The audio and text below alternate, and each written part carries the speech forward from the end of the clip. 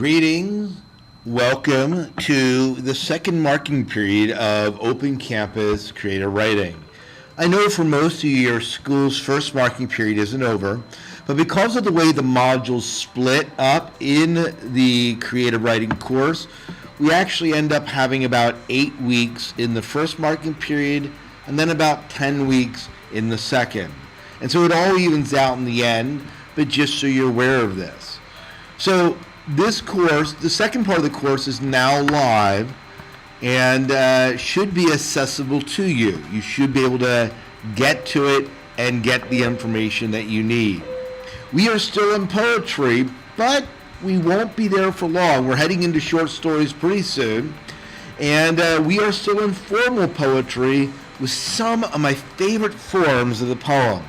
Let's go ahead, take a look, and then talk about it. So here's the course as you see it, and you'll see that it looks pretty much the same. It just says a Part 2 Fall 2017 at the top, and again you should access it. Again, if you need to get a hold of me, you can always message me. Contact the instructor is another way to do it. I should get notified about that. So here we are, Module 5, Weeks 9 and 10 of the course. You'll see that this looks very familiar. Now, I know that this is going out on Tuesday, Day 2. It says that Lesson 1 and the 2-poem rewrite, playing with the line breaks in Lesson 1, is due. Now, obviously, the course just opened up today. If you weren't aware of it yesterday because you didn't try logging on, there were some issues with Moodle. They have been resolved. So this deadline is kind of, I'm playing loose with a little bit. You do want to be caught back up with the lessons, though, by Day 7 at the latest, because you'll see that there are some formal poems that you'll be submitting for workshop. And these will be poems that are developed over these lessons. All right? So workshop really works the same way in this part of the course.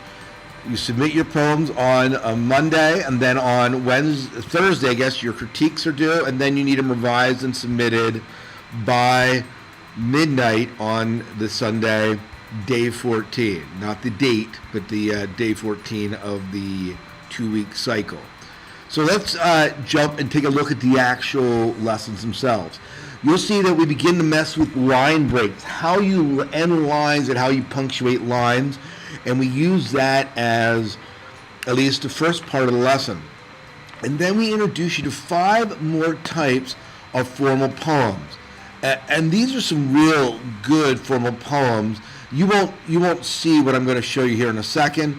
But if an overview of the lesson would be, there's a renga, and I'm going to need to straighten that out a little bit.